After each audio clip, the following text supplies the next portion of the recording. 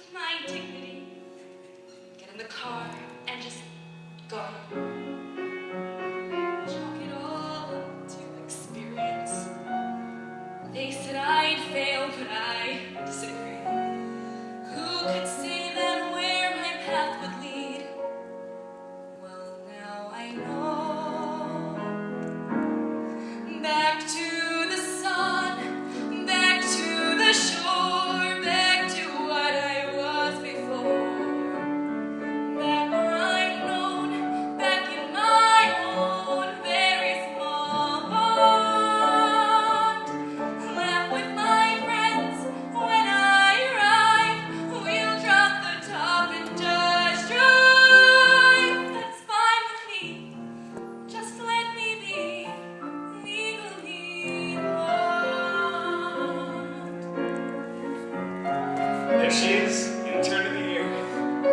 Thanks for your help and for all you've done. Thank you for treating me decently. What's wrong? Maybe someday you can visit me. Give me a call, say hello.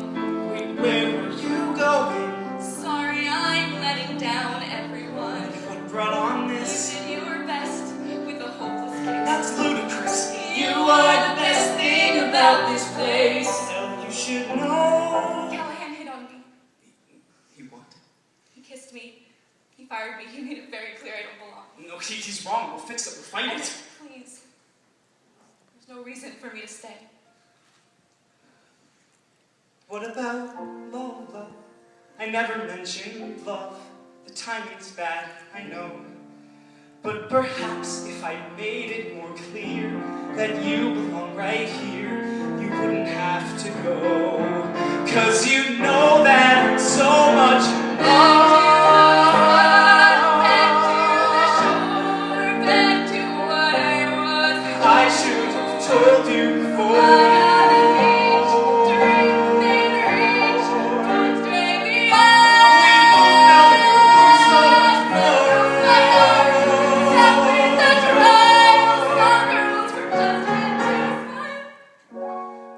Is it too late?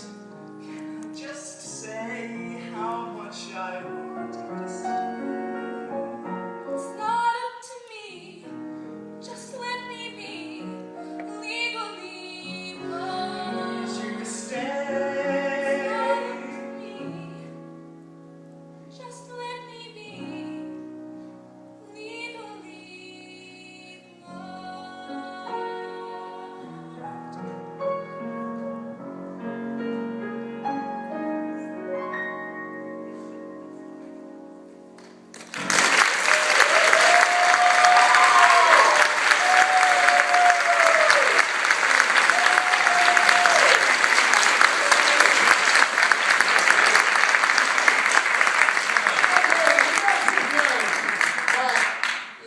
We've seen people come in, major Broadway stars come in to our auditions singing Legally Blonde, who freaked out that Larry O'Keefe was there, and freaked out that Larry O'Keefe would play.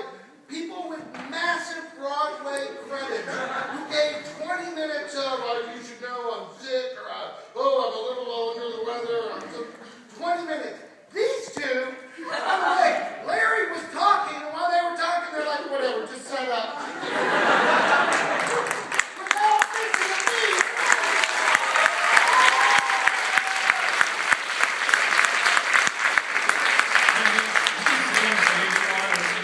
Join us. Yeah, Jerry. Like I have questions for you guys, actually, and also for anybody in the show. Stage ready. Bring up the Cleopatra chair. That's good. So, wow. Yeah. Do you guys? Just a couple of. Do you guys feel any like similarities in topic or tone or approach to the shows Legally Blonde and Heathers? They couldn't be more different in many ways, but do you any similarities or anything that gives you? I don't know. Well, okay. What is it? First of all, this is the question. What is it like being in this show in general? I mean, is this something you do for a living? Is this something you're I wouldn't say for a living, but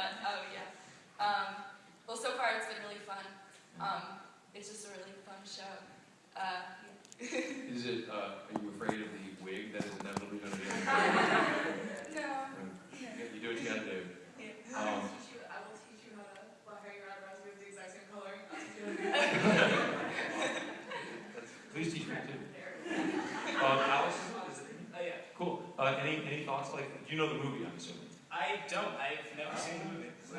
Good luck on that, yeah.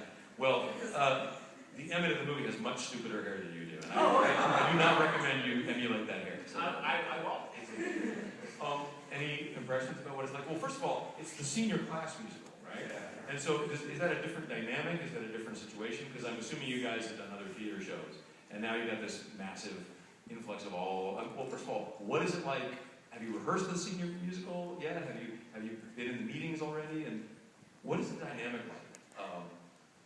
First, you guys. Is it?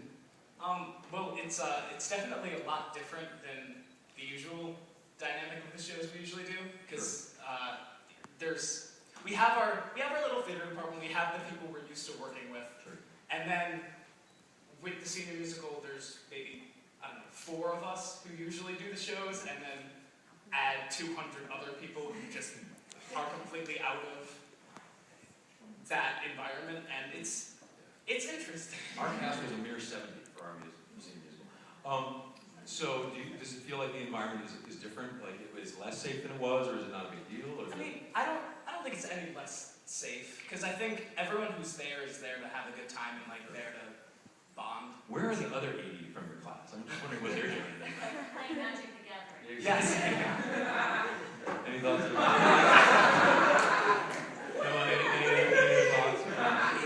Any other thoughts about what it's like? Yeah, I pretty much agree. It's very different, but it's not a bad experience. It's really fun. Do you feel like certain of the barriers come down or are coming down? Because I remember that being a major change. Oh yes. I keep having to tell people it's rehearsal, not practice. Okay. I practice practice. I want to know you have rehearsal.